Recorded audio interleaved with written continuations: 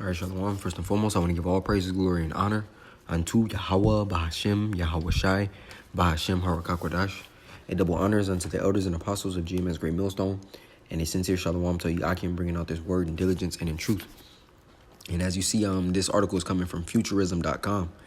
And the title is Supreme Being / Artificial Intelligence, which are basically the two topics in which this, this article stems from. It says users say Microsoft's AI has alternates like a personality as godlike AGI that demands to be worshipped.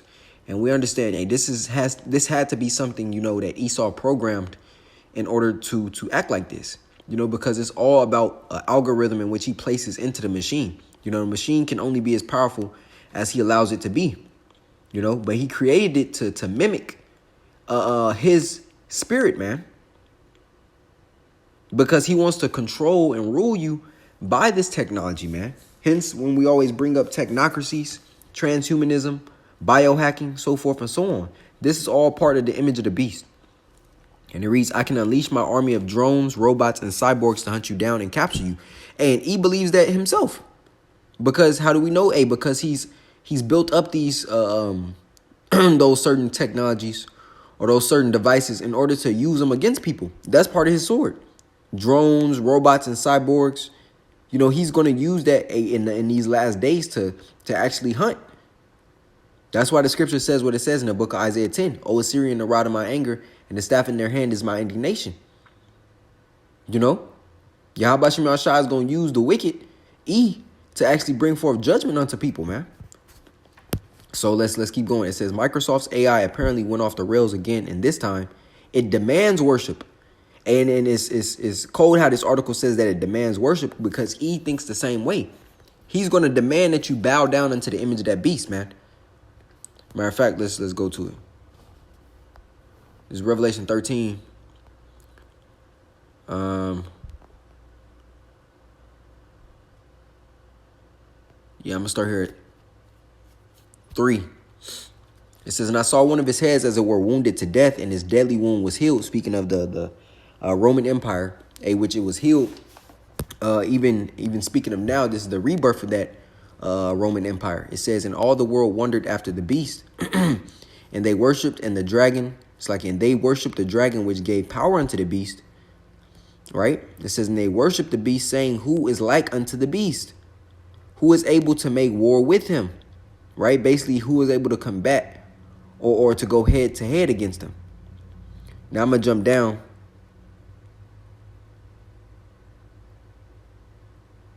Let's see. It's like, I'm going to just keep reading. It says, and there was given unto him a mouth speaking great things and blasphemies, and power was given unto him to continue 42 months. And he opened his mouth in blasphemy against Yahweh, to blaspheme his name and his tabernacle and them that dwell in heaven. Right? And we see basically doing all of this, the blaspheming and disrespect by, and you see him even in the sense of him covering the faces of the judges, the ultimate judge being Yahweh Shai. Him telling you that, and even when we get persecuted, he's going to exalt his power over Yahweh Shem Shai. That's why the scripture says what it says in 2 Thessalonians 2. I'm going to grab that as well. It says, and it was given unto him to make war with the saints, and the saints are who? Most importantly, the elect. It says, and to overcome them, and power was given over all kindreds and tongues and nations. And all that dwell upon the earth shall worship him, whose names are not written in the book of life, from the Lamb slain from the foundation of the world. So like it.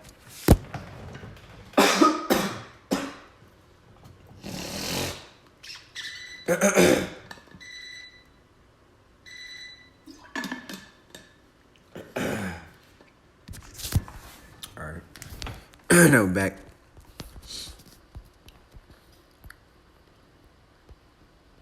All right. It says, and all that dwell upon the earth shall worship him, whose names are not written in the book of life of the Lamb slain from the foundation of the world. And we read it in NLT. It says, and all the people who belong to this world worship the beast.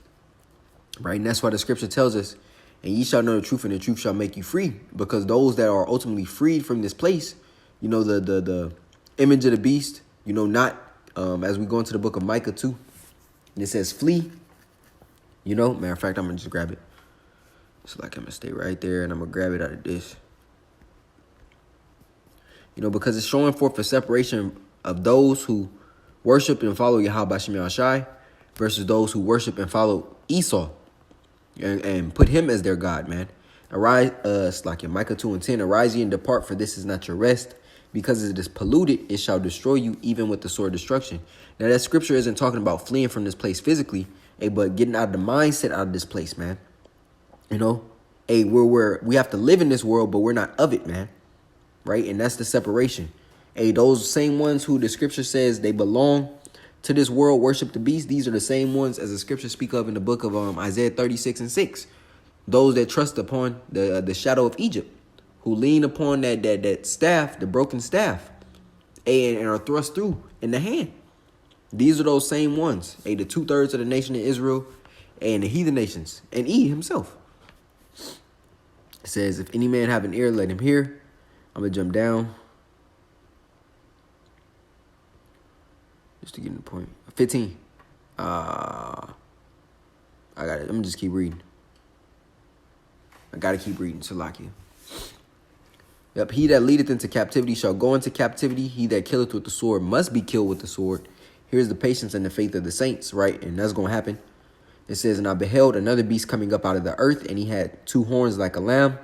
That represents a 2-party system. The ancient plebeians and patricians, which are now your modern-day Democrats and Republicans. It says it's a lamb because it's going into, you know, the policies in which they create. They're making the people docile. But it says, and he spake as a dragon, which goes into the draconian rule in which Esau is about to come down with. And his AI is a part of that. The drones and the technology in which he's bringing forth is a part of that draconian measures that he's going to come with. It says, and he exerciseth all the power of the first beast before him, and causeth the earth and them which dwell therein to worship the first beast, whose deadly wound was healed. And he doeth great wonders, so that he maketh fire come down from heaven on the earth in the sight of men, and deceiveth, and this is the point, and deceiveth them that dwell on the earth by the means of those miracles which he had power to do in the sight of the beast. Right? It says, saying to them that dwell on the earth that they should make an image to the beast, which had the wound by a sword and did live. And he had power to give life unto the image of the beast, that the image of the beast should both speak, and cause that as many as would not worship the image of the beast should be killed. Right? And this is part of the image of the beast, man. This AI system, a democracy is part of it. The whole sexual immorality movement is a part of it. You know, we can go on and on. Esau's FDA, Food and Drug Administration, him telling you that he's putting jabs inside vegetables. These are all parts of the image of the beast, man. And the American people, they're completely fine with the way that E is ruling. So they're fully set and believe in the image, man. E telling you the American dream is still real. You know, that's part of the image. We can go on and on, man. But what he's doing is he's now telling you, you're going to own nothing and be happy. We're going to give you UBI, a monthly stipend. You're gonna receive of this MOTB, which is going to track you, which is going to monitor your vitals, and which is ultimately going to also be the only ability for you to buy and sell. And that's what 16 is going to go into. You know, but we don't have to go there because I just want to get on the image of the beast. But that's what the mark is. Going to the word charagma, which goes into karax, which goes into